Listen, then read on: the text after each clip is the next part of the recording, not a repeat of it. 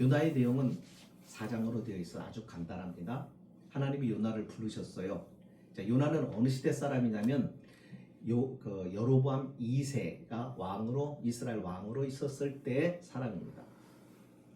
그러니까 이때 요나를 부르셨어요. 이유가 뭐냐면 요나에게 자, 지금 너희 위쪽에 있는 나라 아수르라고 하는 나라에 거기에 가서 내 말을 가서 전해라. 아수르의 수도, 지금 우리는 수도가 서울이잖아요. 근데 아수르에는 수도가 니누에라고 하는 성이었는데 이 성이 얼마나 그 당시에 큰 성이었는지 몰라요. 우리가 서울을 이렇게 다니면은 며칠 이렇게 다닐 수 있을까요? 예, 걸어보지는 않아서 잘 모르겠지만 서울이 작은 도시가 아니죠. 엄청나게 큰 도시죠. 근데 이 니누에 성도 걸어서 사흘 길을 걸어야 다닐 수 있는 그런 성읍이에요. 그러니까 그 고대 그 시간 그때 굉장히 큰 도시였어요. 자, 그곳에 하나님이 보낸 이유는 딱 한 가지예요. 그 성을 하나님이 심판하시려고 하는 거예요. 우리는 가끔 그런 생각을 해요. 하나님이 믿는 사람만 관여하시고 믿는 사람만 다스리시고 믿는 사람만 쫓아다니시며 하나님이 섭리하시고 하시는 것 아니냐? 아니에요. 하나님은 안 믿는 사람도 안 믿는 사람의 삶도 하나님은 주관하셔요. 그러니까 이 모든 역사는 하나님의 섭리 안에서 이루어져요. 그렇기 때문에 이 역사에 대해서 우리가 인생에 대해서 세상에 대해서 바른 정보를 가지고 바른 분별과 판단을 하면서 바르게 살려고 하면은 하나님을 모르고서는 살 수가 없는 거죠. 그래서 하나님이 니느웨를 심판하시려고 요나 선지자를 보내는데 요나가 가기가 싫은 거예요.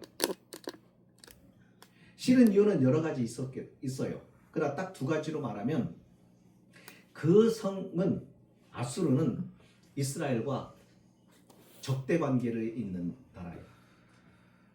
근데 하나님이 거기를 가서 하나님의 말씀을 전하라고 하니까 부담스러운 거예요. 저들이 하나님을 알지도 못하는데 가서 말하는 것도 그렇고 저들이 이 말씀을 듣고 하나님께 돌아올 일도 만무하고 공연한 짓, 괴란 짓 하기도 싫은데 하나님은 하라고 하니까 이것을 하나님께 가라고 하니까는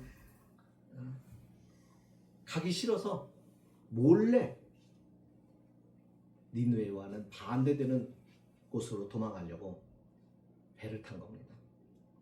도망가려고. 그리고 배 타고 도망가다가 하나님이 풍랑을 일으켜서 그 배의 이름을 흔들어 버렸어요. 그냥 거기 있는 사람이 다 죽겠다고 아우성을 치다가 결국은 이 원인이 어디서 났냐, 왜 그러느냐, 도대체 무엇 때문에 이 풍랑이 갑자기 일어나는 것이냐라고 이렇게 저렇게 따지고 있던 중에 요나가 고백을 한 거예요. 이거는 내가 하나님 앞에 잘못해서 나 때문에 일어난 풍랑이다. 그러니까 이 풍랑이 잔잔하고 너희가 생명을 구하려고 하면 나를 바다에 던져 나를 죽이는 것이 제물로 바다에 던져버리는 것이 너희들이 살 길이다 라고 이렇게 얘기를 합니다. 근데 사람들이 그렇게 하려고 하지 않았어요. 처음에는 요나도 살리고 같이 살려고 했어요. 그러나 풍랑이 잔잔해들지 않고 계속 가요. 더 큰 풍랑이 일어나니까 사람들이 결국은 요나를 바다에 던져버립니다. 요나는 바닷속에 들어갔어요. 큰 물고기에게 잡혀 먹습니다. 그런데 하나님께서 그 물고기 뱃속에서 사흘 동안 있게 하셔요. 거기서 요나는 자신의 잘못을 깨닫고 하나님 앞에 회개하고 하나님이 회개하고 돌이킬 때 하나님께서 그를 다시 생명을 살려내세요. 그리고 사명을 주셔서 이제 니느웨 성에 갑니다. 가서 전했어요. 그랬더니 그 성에 있는 사람들이 회개하고 자신들의 죄를 뉘우치고 돌이키는 거예요. 그러자 하나님께서 그 성에 있는 사람들을 보시고 긍휼히 여기시고 심판하시기로 하셨는데 그 심판을 멈추세요. 자, 여기까지가 요나 3장의 이야기예요. 근데 그 모습을 딱 본 요나가 지금 뭐라고 하는 거예요? 싫었대요. 싫었어요. 너무너무 싫었어요. 그래서 짜증을 누구에게 났냐면 하나님한테. 이 경고망동한 사람, 아니 선지자쯤 된 사람들이 하나님 앞에 이렇게 짜증을 낼 일인가? 우리 그렇게 생각할 수가 있는데, 여러분 우리도 살다 보면은 짜증 날 때 있잖아요. 화날 때가 있죠. 하나님 앞에 짜증 내면서 화풀이 할 때 있었잖아요. 언제 그랬을까요? 잘 생각해 보세요. 이거예요. 이해할 수 없을 때, 이해할 수 없는 일이 내게 일어났을 때, 그때요. 하나님을 모르면 하나님께 짜증 안 내요. 하나님을 모르면 하나님께 화풀이 안 해요. 세상 사람들이 하나님한테 화풀이 안 해요. 화풀이를 누가 하냐면 하나님을 아는 사람. 여러분, 우리가 어떤 일을 하다가 무슨 일을 애들이 엄마한테 화풀이 할 때가 있어요. 윤호 있었지? 어? 준호야, 화풀이 할 때 있었어 없었어? 엄마한테 짜증내고 할머니한테 짜증내고 화풀이 할 때 있어요. 왜요? 어디서 다른 데다 할 수는 없어. 모르는 사람한테 화풀이 할 수는 없거든요. 우리도 믿음 생활하면서 늘 주님과 함께 살다가도 도무지 이해가 안 돼요. 황당한 일이 벌어졌을 때, 그것도 내가 정말 하나님을 멀리 한 것도 아니고 가까이 하고 잘 섬기려고 하고 잘 믿으려고 하고 그렇게 하는데 황당한 일을 당하면 그런 말이 툭 튀어나와요. 하나님 뭐예요? 왜 그러시는데요? 내가 잘못한 거 없잖아요. 뭔가 더 잘해보려고 하는데 하나님 왜 이러시는 거예요? 이럴 때 있잖아요. 하나님은 성경을 통해서 우리의 속에 있는 마음, 우리의 인간적인 부분, 우리의 죄악된 부분들을 하나님은 은폐하고 감추고 이러시지 않으세요. 다 드러나게 하세요. 왜요? 이게 우리의 모습이다. 하나님을 향한 이 화풀이, 이 분노는, 요나는 이거예요. 거기 보시면 2절에 그런 말 하잖아요. 2절에 여호와여, 내가 고국에 있을 때 이러하겠다고 말씀하시지 않으셨나이까? 하나님, 내가 전에 있을 때, 내 고국에서 살 때, 가만히 있을 때 하나님 나를 부르셔서 너 니네로 가서 내 말을 전해라, 이렇게 말하라, 저를 전해라, 심판하겠다고, 40일 후에 니네 성이 멸망하겠다고 가서 전해라, 그렇게 말하지 않았습니까? 그래서 그 말씀대로 가서 니네 성에 가서 40일 후에 너희 이 니네 성은 멸망할 것이다 라고 가서 이 얘기를 했는데, 이게 뭡니까? 이거예요. 멸망을 하셨어요, 안 하셨어요? 안 했단 말이에요. 자, 이 정도 되면은 여러분 이제는 요나의 편에서 한번 보십시다. 그가 선지자라는 이름으로 가서 하루길을 돌아다니면서 하루 종일 돌아다니면서 처음에는 하기 싫었는데 하나님이 억지로 그를 끌고 거기다가 세워놓더니 전하라고 해서 하루 종일 그 성을 다니면서 사람들마다 외치면서 40일 후에 이 니네 성이 멸망한다. 그러니 그 죄 때문에 멸망한다 소리를 치고 돌아다녔단 말이에요. 말이 그렇지 하루 종일 확성기도 없고 마이크도 없는 상태에서 그러고 돌아다녔는데 사람들이 비웃는 사람들이 있었지 않았겠어요? 그렇죠? 더군다나 이방 나라에서 와가지고는 그러고 다니니까 사람들이 어떻게 봤어요? 많이 비웃고 조롱하고 막 그랬을 거 아니에요. 근데 그 수모를 다 겪어가면서 하루 종일 하나님의 하나님들 다 전했어요. 그런데 뭐가 기대가 될 것 같아요? 그 다음에 내가 이렇게 말했으니 멸망이 되고 하나님 심판이 임해야 내가 말한 것이 진실이었다고 하는 것, 사실이었다고 하는 것, 내가 진짜 선지자라고 했던 것들이 증명되는 거잖아요. 그렇지 않아요?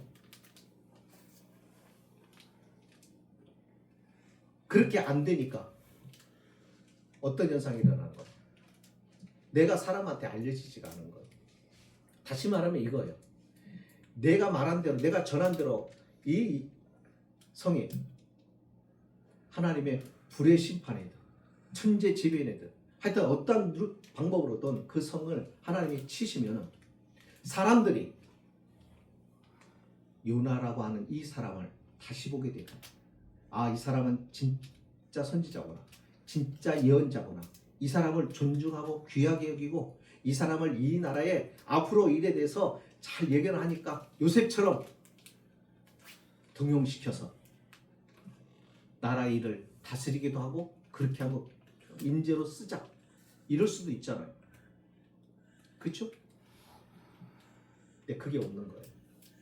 아무런 일이 벌어지지 않은 거예요. 자, 그러니까 사람들은 요나를 기억할까요? 못하죠. 그러니까는 지금 화가 난 거예요. 20절 하반절에 보세요. 2절 하반절에 이렇게 얘기합니다. 뭐라고 얘기해요? 빈정거려요. 하나님 앞에. 주님, 내가 다시스로 도망가려고 했습니다. 주님이 그렇게 말하는 것을 나는 싫어서 도망가려고 했습니다. 그래서 가서 그런 나를 붙잡아다가 이 소식을 전하게, 멸망의 소식을 말하라고 그렇게 해서 갔습니다. 그랬는데 결과는 뭡니까? 그러면서 주님은 참 은혜로우십니다. 참 자비로우시네요. 이거예요.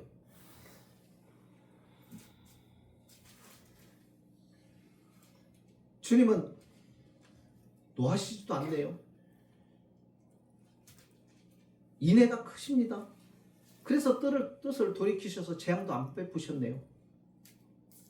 예, 하나님이 그러면 하나님인 줄 알았습니다. 예, 알았습니다. 이제 이거예요. 그러니까 이제 하나님 나와 상관하지 마세요.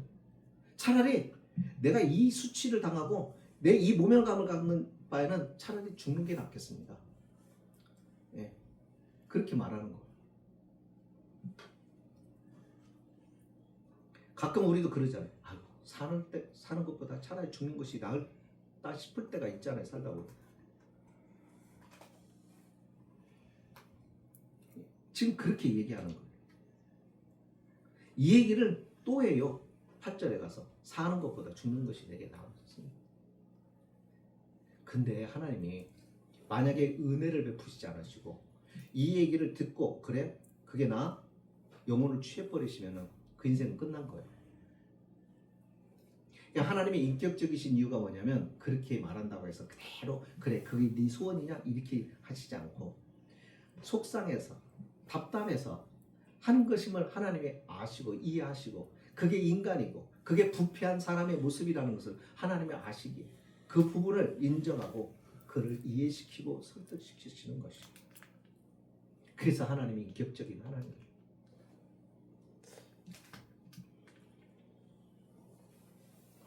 죽여달라고. 근데 이렇게 얘기하는 사람이 이 요나 말고도 또 있습니다. 우리가 잘 아는 엘리야도 그런 적이 있어요. 엘리야도. 그러니까 이 선지자들도 이제 이 정도 되면 우리는 말할 필요도 없죠. 우리도 그렇게 살다 보면은 그래요. 그럴 때가 있어요. 근데 여기서 우리가 생각해야 됩니다. 이게 우리의 모습. 뭔가 우리가 신앙생활 하면서 어려운 일을 당할 때, 손해를 보거나 누군가의 오해를 받아서 아주 곤욕을 치렀거나 억울한 일을 당했었거나 그러면 우리도 이런 반응이 나오죠. 투정부려. 창피해서 못 살겠다 이거죠. 하나님, 내가 그래도 명색이 목사인데요. 창피해서 못 살겠어요. 이런 일들이 있단 말이죠. 근데 가만히 보세요. 나가 창피하고 내가 수치스럽고 내가 누군가 사람들로부터 인정받지 못하고 이렇게 이러한 몰골을 보이는 것, 그것에 대하여 수치감을 우리가 경험하면서도 우리가 놓치고 있는 부분이 있습니다. 내 이와 같은 모습을 통해서 누군가가 변화되고 내 이와 같은 모습을 통해서 누군가의 생명이 산다고 한다면 우리는 생각을 바꿔야 되지 않겠어요? 만약에 이것을 예수님의 모습과 이렇게 바꿔서 생각을 해보세요. 예수님이 십자가에서 고난을 당하실 때, 매맞고 수치를 당할 때, 여러분 상상을 해보세요. 주님이 그 일을 당하실 까닭이 없는 분이시고, 그런데 그분이 그 형편을 당하실 때 우리와 같이 내가 왜 이 일을 당해야 되는지 따지고 들고 불평하고 짜증이 내고 화풀이를 하나님 앞에 했다라고 한다면 우리는 구원이 없는 것이죠. 이거예요. 지금 이걸 설명을 하는 거예요. 너는 그게 그렇게 수치스럽냐 이거예요. 요나는 그래요. 우리는 항상 그래요. 우리는 주님의 일을 한다고 하면서도, 우리는 믿음을 자랑하면서도, 우리는 직분을 내세우면서도 우리가 자꾸 놓치고 있는 게 뭐냐면 이것에 대한 자존심이 얼마나 강한지 모른다. 그게 너무 강해서 수치를 느끼면 그거 가지고 못 견뎌요. 믿음의 실력이라고 하는 것이 우리는 착각하고 있는 게 참 많아요. 믿음을 가졌다, 신앙을 가졌다. 그 믿음이 어느 정도냐, 실력이 어느 정도냐, 그걸 가지고 우리는 말할 때 저 사람이 기도했더니 병이 낫더라, 저 사람이 기도했더니 성령이 임하더라, 이것으로 이야기해요. 그것은 여러분 처음에 복음이 전파될 때 처음 아무것도 사람들이 모르는 상황에 하나님이 누구인지를 처음에 보여주실 때 하나님이 이적과 기사를 통해서 하나님이 먼저 딱 그걸 보여주시고 하나님의 능력을 나타내시면서 사람들을 모으기 위한 첫 번째 이루어지는 거예요. 그래서 선교지 현장에서는 그 역사들이 많이 일어나요. 그러나 교회가 세워지고 교회를 통해서 하나님의 말씀이 전해지고 가르쳐지고 훈련이 되고 하는 이 일들이 있는 가운데서는 그런 일들보다는 능력이 뭘로 나타나야 되느냐면 하나님 말씀으로 사는데 수치를 당하고 하나님 말씀에 순종하며 믿음으로 살아가는데도 어려운 일이 찾아오는데 그런 상황에서도 이것을 부끄럽게나 이것을 수치로 여기지 않고 이것을 하나님 앞에 화풀이하지 않고 그것을 통하여서 이겨내고 견뎌내면서 하나님을 향한 믿음을 굳게 세워가는 것, 주님처럼, 그게 능력이란 말이에요. 근데 오늘날 많은 사람들이 잘못 착각을 해요. 능력 있는 기도, 능력 있는 목사, 능력 있는 교회, 이것만 생각을 해요. 예수님은 그렇게 능력이 있는데 왜 그 모든 순환을 다 겪으셔야 돼요? 그러니까 신앙이 자꾸 엉뚱한 데로 가요. 눈에 나타나는 현상, 세상 사람들이 가지고 있는 그 가치와 그 기준에 따라서 똑같이 가는 거예요. 세상 사람도 병이가 있대. 저는 병 잘 고친대. 몰려가고 거기에 사람 줄 서고 한 것과 똑같은 거예요. 저기에 능력이 있다. 그러니 교회나 세상이나 똑같아요. 그렇잖아요. 세상에서 잘 나가면 복 받았다고 생각을 하는 거죠. 그러나 물론 그게 복일 수도 있지만 복이 아닐 수도 있는 거예요. 그것을 분별하고 그것을 확인하고 아는 것을 바로 믿음의 지혜요 능력인 거죠. 요나는 지금 많이 자존심이 상했어요. 마음이 상했어요. 하나님, 우리 백성도 아니고 이스라엘도 아니고 이방인들인데 말이죠. 이방인들을 저렇게 놔두실 수가 있어요? 그러면 하나님이 물으시는 거예요.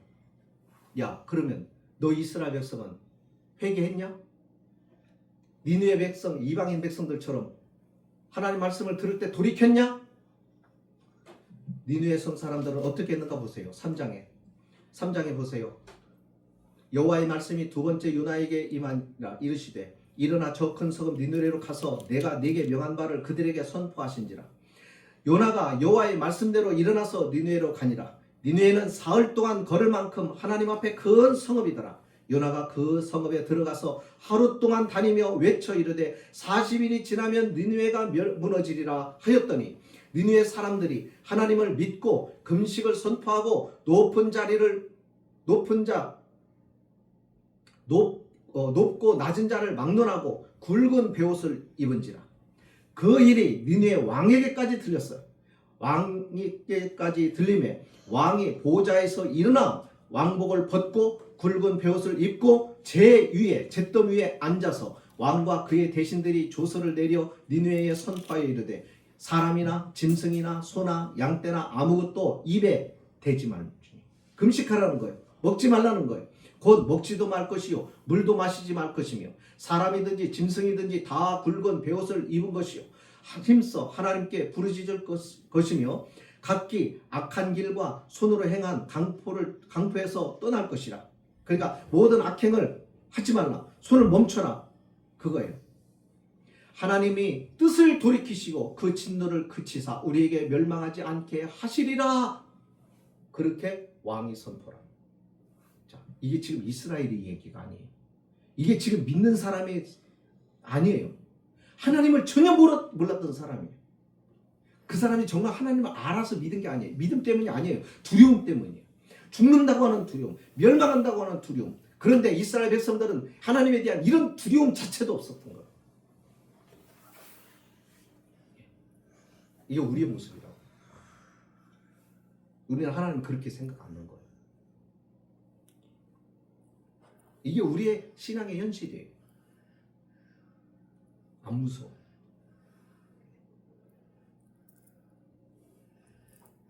자, 여기서 하나님께서 지금 이 이방인을 니느웨 성 사람들이 돌이킨 것을 3장, 이 한 장, 4장 중에서 한 장에 걸쳐서 소개한 이유가 뭘까? 그것은요, 앞으로 이제는 유다인들 너희들, 내가 너를 내 선민이라고 불렀던 너희는 돌이키지 않았지만 이제는 이방인들이 돌아와 내게로 향할 것이다 라고 하는 것에 대한 암시요 비전이에요.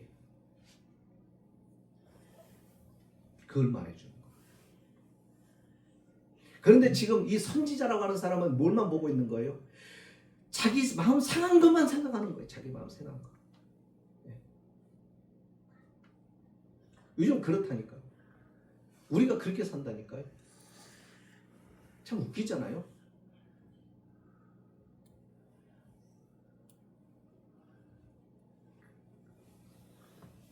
자기 하나만,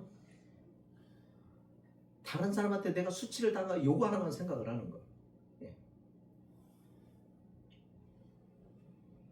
예수님처럼 수치를 당한 사람이 어디 있어요? 예수님처럼 고난을 겪은 사람이 어디 있어요? 벌거벗겨진 채찍으로 여러분 40대를 맞았어요. 살점이 떨어져 나가고 살이 다 찢어져서 너덜너덜한 거예요. 근육이, 피부가 다 떨어져 나서 너덜너덜해요. 채찍에, 로마의 채찍이라 40대면요, 40대는 거의 죽어요. 사람. 가죽으로 때린 뿐만 아니라 그 가죽 끝에가 납덩어리가, 손가락만한 납덩어리들이 붙어 있어가지고 그걸로 후려치면은 그게 휙 감기면서 살점의 끝에 납이 살을 퍽 파고들어요. 그러면 그걸 확 잡아당긴다고. 그러면 손가락만한 살점이, 손바닥만한 살점들이 뚝뚝 떨어져 나가요. 우리가 상상하는 것과는 차원이 달라요. 우리가 생각하는 이런 고난이 아니에요. 주님은 엄청난 이런 고난을 받은 사람이 없어요. 우리가 아무리 힘들어도 주님과 같은 그런 고통을 받은 적, 우리가 사람들에게 무시를 당해도 주님만큼 그렇게 무시를 당해본 적은 없을 거예요. 우리는 자꾸 인권을 얘기하고, 좋죠, 인권. 우리가 인권을 짓밟히면, 내가 짓밟으면 어떻게, 자존심 상해서요. 어떻게 복수심에 불타오르죠. 근데 주님은 뭐라고 그래요? 복수하지 말라고 그래요. 원수를 사랑하라고. 미치겠어요? 근데 주님이 그렇게 하시단 말이에요. 우리는 말로 그렇게 할 수 있어요. 목사라는 말로 그렇게 했어요. 그런데 내가 직접 그 당연한 상황, 나도 모르게 아니 복수심이 나오죠. 미움이 증오심이 막 끌어올르죠. 그때 우리는 어떻게 해야 될까요? 주님과 같이 위선을 떨어야 될까요? 아니요. 그 마음이 날 때 주님 붙잡아 달라고 기도하는 거예요. 나는 주님처럼 그렇게 말씀에 주님 말씀대로 그렇게 살지를 못한, 그러니까 나를 붙잡아요. 그렇게 가면서 우리가 하나님을 따라가는 거예요. 요나는 지극히 자기.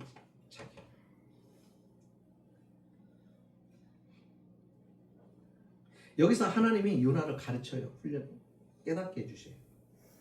깨닫게 하시고 가르치기 위해서 뭘 하시느냐면, 요나는 어떤 모습이냐면, 하나님의 말씀을 전했으니까, 이제 멸망한다고 했으니까 어떻게 멸망을 하겠지? 아니, 멸망을 해라 하는 마음으로 아주 악의적인 기대감을 가지고 니느웨 성 근처에 있는 산에 올라가서 거기서 내려다보면서 그 성이 어떻게 명하나 하고 이제 지켜보고 앉아 있는 거예요. 우리 그렇지 않아요? 나 진짜 힘들게 한 사람, 진짜 내가 좀 미운 사람 보면 저 어떻게 망하면 안 되나, 저 어떻게 좀 하나님의 그런 마음 들 때 있잖아요. 똑같아요. 요나 그러고 이제 있는 거예요. 그런 악의적인 기대감을 가지고 하나님 멸망시킬 것에 대한 기대감을 가지고 통쾌한 것을 기대감을 가지고 바라보고 있는 하나님의 심판이 임하지 않은 것. 자, 그러고 있는 자리에 이제 어떤 일이 벌어져요? 하나님이 이제 요나를 가르쳐야겠어. 얘야 하고 하나님 이제 가르쳐 주는 거예요. 좁히는 게 아니라 하나님 인내심을 가지고 그의 어리석음과 우둔함과 이런 부분들을 하나님 바라보시면서 이제 교훈을 하기 위해서 그 옆에 박농쿨이 자라게 합니다. 근데 다른 때 같은 박농쿨을 자라면 며칠이 걸리잖아요. 반나절 만에 휙 자라서 이게 머리에, 우리나라 같은 게 숲이 있지만은 우리가 아는 대로 이쪽 중동 그쪽에는 그 숲이 없잖아. 그러니까 그게 그 그늘진다는 게 얼마나 귀한 거예요. 그게 자라고 잎이 많아지고 박농쿨이 잎이 넓은 잎이 이렇게 머리를 가려주니까 머리가 안 뜨거우니까 얼마나 좋아요.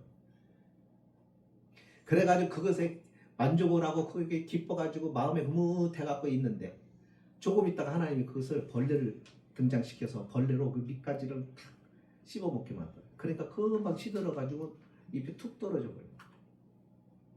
말라 죽어버렸어요. 그러니까 또 짜증내는 거예요. 화나는 거예요. 8절에 해가 뜰 때 하나님이 뜨거운 동풍을 예비하셨고 해는 요나의 머리에 쪼임에 요나가 혼미하여 스스로 죽기를 구하여 이르되 뻑하면 죽는데 사는 것보다 죽는 것이 내게 나으니이다. 우리 그러잖아요. 뻑하다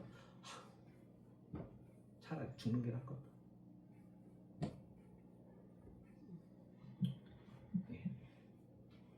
이 나중에 9절에 보면 웃겨요. 어느 정도냐면 보세요. 9절 하나님이 요나에게 말씀합니다. 네가 이 박농쿨로 말미암아 성내는 것, 화내는 것, 하나님께 막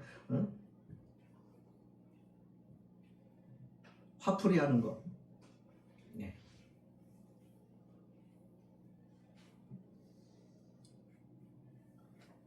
화풀이하는 것이 어찌 옳으냐? 그것이 이게 옳은 일이냐? 그렇게 얘기하니까 뭐라고 대답해요?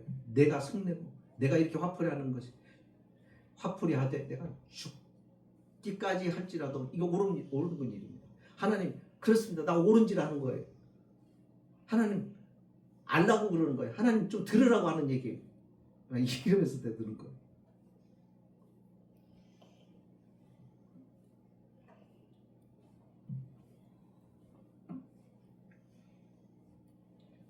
그러자 하나님은 차분하게 말씀하세요. 너 이렇게 박농쿨이 너한테 그렇게 소중하니? 왜 이것이 소중한 거, 하찮은 것이 소중한 거를 알면서도 왜 그 니느웨 성에 있는 사람들은 왜 소중하다고 생각 안 니? 이 이야기예요. 너는 무엇이 옳은 것이고 무엇이 소중한 거 너 혼돈하고 있지 않아? 그거예요. 너를 위한 것이 소중한 것이냐? 정말 너를 위한 것이 이것이 소중한 것이냐? 가치 있는 것이냐? 시야를 넓혀라. 멀리 내다봐라. 하나님의 장엄하신 시각으로 바라봐라. 그렇게 말합니다. 그러면서 뭐라고 얘기합니까? 10절에 네가 수고도 아니하고 재배도 아니하였다. 하룻밤에 났다가 하룻밤에 말라버린 이 박능쿨이 네가 그렇게 아꼈거든. 하물며 이 큰 성읍에 있는 니느웨에 좌우를 분별하지 못하는 자가 12만 명이 12만 좌우를 여기서 좌우를 분별하지 못한다는 것은 어린아이라는 것. 분별할 줄을 모르는 철없는 어린아이들이 12만여 명이 있는 성이다 그거예요. 아이가 12만 명이 그런 아이들이 있는 그 성이면 어른들 보통 아이들이 이 전체 인구의 5분의 1을 차지한답니다. 도시에. 그러면 그것을 감안할 때 보면은 거기에 사람들이 얼마나 많은 사람들이 살았어요.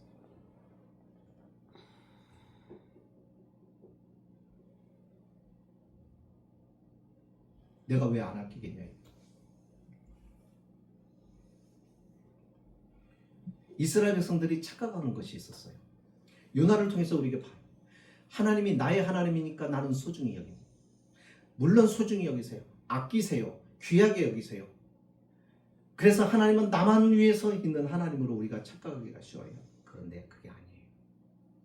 하나님을 모르고 살아가는 사람들도 하나님은 바라보실 때 살아간다. 우리가 그걸 어떻게 알 수 있어요? 예수님이 우리에게 오셨잖아요. 하나님에게 진짜 중요한 분이 우리겠어요? 예수님이겠어요? 당신이 아들이단 말이에요. 하나님에게 가치로 따져볼 때 진짜 예수님이 더 중요하지 우리가 중요하겠어요? 우리는 다시 없애버리고 만들 수도 있는 존재예요. 우리는 피조물이에요. 우리는 사실상 하나님 앞에 범죄했을 때는 무가치한 존재예요. 하나님의 심판의 대상이에요.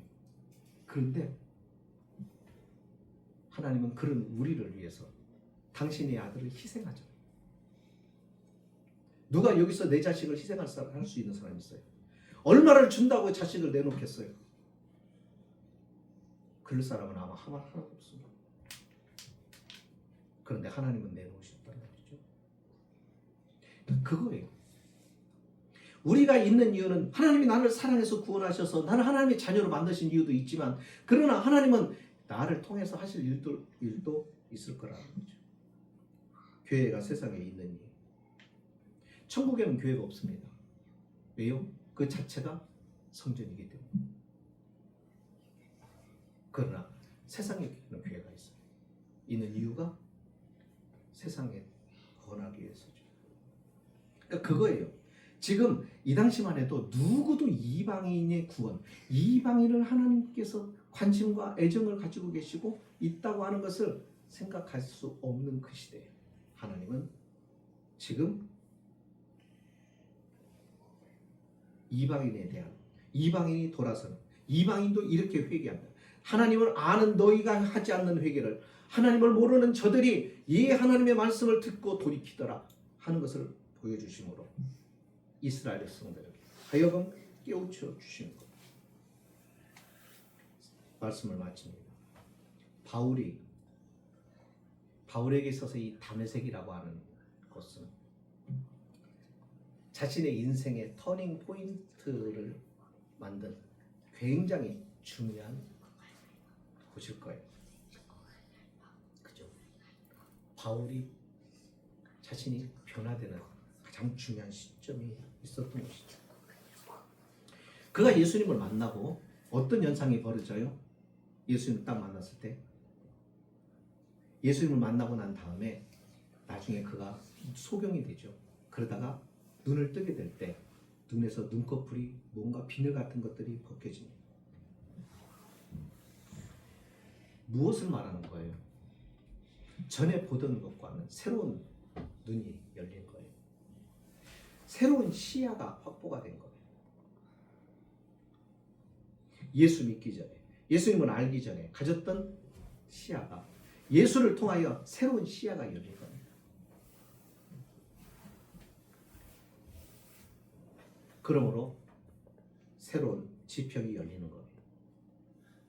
오늘 우리도 그렇잖아요. 그래서 바울이 뭐라고 얘기했냐면요. 이스라엘과 참 이스라엘을 얘기해요. 서신서 이스라엘과 참 이스라엘. 이스라엘은 혈통으로 맺어진 이스라엘.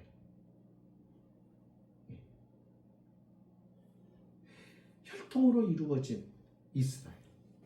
그러나 바울이 거기다 대고 하나님은 이스라엘의 하나님이 아닌 참 이스라엘의 하나님이라고 얘기해요. 참이라는 말을 붙여요. 그 참은 유대인을 비롯해서 이방인들, 예수 그리스도를 믿는 이방인. 이게 진짜 이스라엘이다. 이게 진짜 하나님의 선민이다 라고 말해요. 오늘 우리를 사랑하시는 하나님, 나를 무척 사랑하시는 건 사실이에요. 분명히 사랑하신. 그래서 예수 그리스도를 보내시기까지 나를 사랑하셨어요. 그래 십자가에 달리시기까지 나를 사랑하셨어요. 그 정도로 나를 사랑하세요. 그러니까 하나님이 나에 대해서 다른 어떤 것을 대가를 지불해도 하나님은 나와 바꾸지 않아요. 하나님이 천하보다 더 귀한 영혼이라고 말했을 때는 무슨 얘기냐면은 이 나라고 하는 이 한 사람을 하나님이 만드신 이 모든 피조 세계와 전체와 바꿀 수가 없을 만큼 너는 내게 소중하다 그거예요. 그런 사랑과 은혜를 입은 나라도 하나님은 나로서 끝나는 분이 아니에요. 나를 통하여 하나님은 또 다른 사람에게 나와 같은 사랑을 베풀기를 원하신다는 거죠. 우리가 그것을 기억하고 우리의 시야를 이제는 우리에게서 좀 넓게 그리고 더 멀리 내다볼 수 있는 그런 새로운 지평의 눈이 열려야 된다. 그래야 우리의 기도도 이제 스케일이 커져요. 나를 위한 기도, 내 가족을 위한 기도, 내 교회를 위한 기도에서 이제는 우리가 세상을 바라보고 하나님과 같은 넓은 가슴으로 넓은 시야를 바라보고 기도할 수가 있는 것이죠. 하나님 그것을 저와 여러분에게 원하신다는 것을 언제나 기억하고 우리의 행동 반경을 이제는 넓혀갈 수 있었으면 좋겠습니다. 기도합니다. 하나님 감사합니다.